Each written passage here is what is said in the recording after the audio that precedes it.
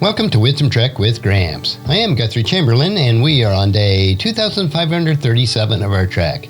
The purpose of Wisdom Trek is to create a legacy of wisdom, to seek out discernment and insights, and to boldly grow where few have chosen to grow before. In today's Wisdom Nugget, we'll complete our exploration of Psalm 39 by focusing on the final verses of 12 and 13 from the New Living Translation. These two verses are short, but they contain profound truths about human frailty and the brevity of life, and then our dependence on God's mercy. God's closing words in this psalm are both a plea for God's attention and an acknowledgment of life's transient nature. They invite us to reflect on our own mortality, our relationship with God, and the hope that we have in Him. Let's begin by reading these verses together. Hear my prayer, O Lord. Listen to my cries for help. Don't ignore my tears, for I am your guest, as a traveler passing through, as my ancestors were before me. Leave me alone so I can smile again, before I am gone and exist no more. David begins this final section with an impassionate plea. Hear my prayer, O Lord. Listen to my cries for help. Don't ignore my tears. These opening words of David expresses the longing for God's presence and attention. He doesn't merely ask for answers. He asks for God to hear him, to listen to his cries, to see his tears. This is a deeply personal and vulnerable appeal. David's repetition emphasizes the intensity of his feelings. He's not asking casually. He's crying out from a place of deep emotional pain. His request that God not ignore his tears highlights the power of his tears as an expression of his heart. They speak when words fail, and David trusts that God understands what his tears are saying. It reminds me of a story about a child who, after a rough day at school, sat quietly next to his mother, tears streaming down his face. The mother didn't need words to understand her child's pain. She simply held him, letting her presence offer comfort. In the same way, David trusts that God sees his tears and hears his unspoken prayers behind them. For us, this verse is a reminder that we can come to God with our raw emotions. He isn't distant or indifferent. He is a compassionate Father who hears our cries and values our tears. David continues, For I am your guest, a traveler passing through, as my ancestors were before me.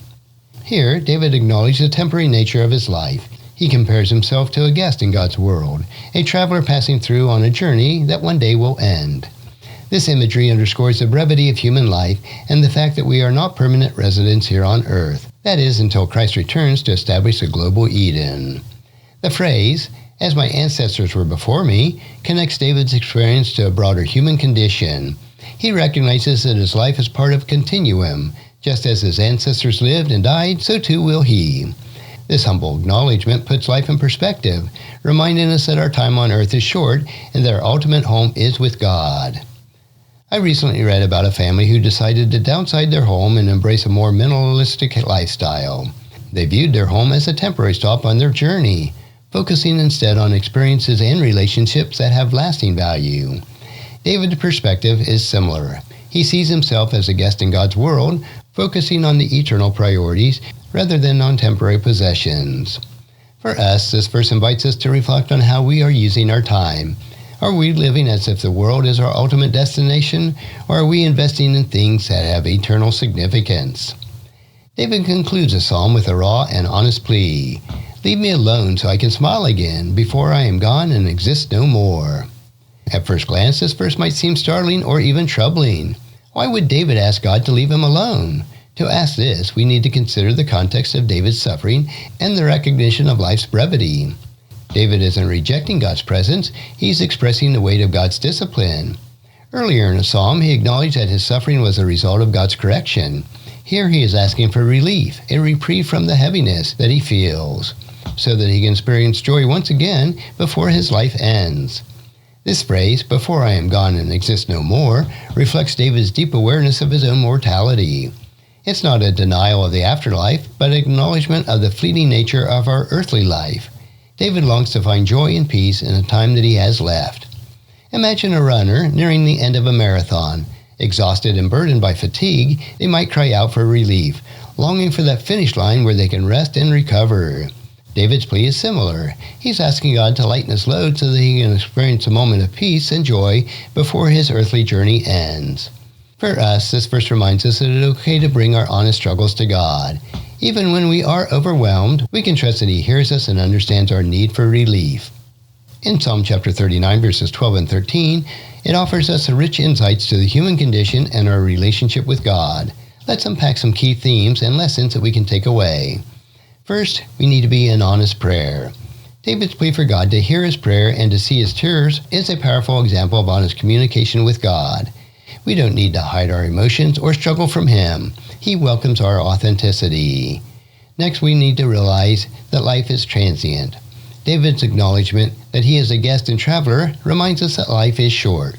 This perspective encourages us to focus on what truly matters and to live with eternal priorities in mind. Third, we need to understand the weight of discipline.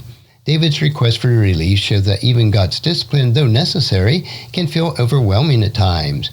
It's okay to ask God for a reprieve while trusting Him for wisdom and love. And fourth, we need to have hope in God's presence. Even in his plea for relief, David addresses God directly, showing that he still trusts in God's faithfulness. This balance of honesty and trust is a model on how we can approach our life struggles. How can we apply the truths of these verses to our daily lives? Here are a few practical examples. First, you need to bring your emotions to God. Whether you're feeling joyful, sorrowful, or overwhelmed, take your feelings to God in prayer. He values your honesty and wants to meet you where you are. Next, we need to live with eternal perspective. Remember that life is short. We are a guest in God's world. Use your time, energy, and resources to invest in relationships, to serve others, and to build a legacy that reflects God's love. Next, trust God in discipline. When you are experiencing challenges that feel like God's correction, remember that His discipline is good for you. Like David, you can ask for relief while trusting in His purpose. And finally, seek joy in your journey. Even in difficult seasons, look for moments of joy and gratitude. Trust that God is with you and that He will provide the strength that you need. As we reflect on Psalm 39, verses 12 and 13, we're reminded of the brevity of life, the value of honest prayer, and the hope that we have in God's presence. David's words challenge us to live with humility, purpose, and trusting in God's mercy. Thank you for joining me today on our Wisdom Trek. As you go about this week, I encourage you to bring your struggles to God, focus on what truly matters, and live with assurance that He hears our prayers and values our tears.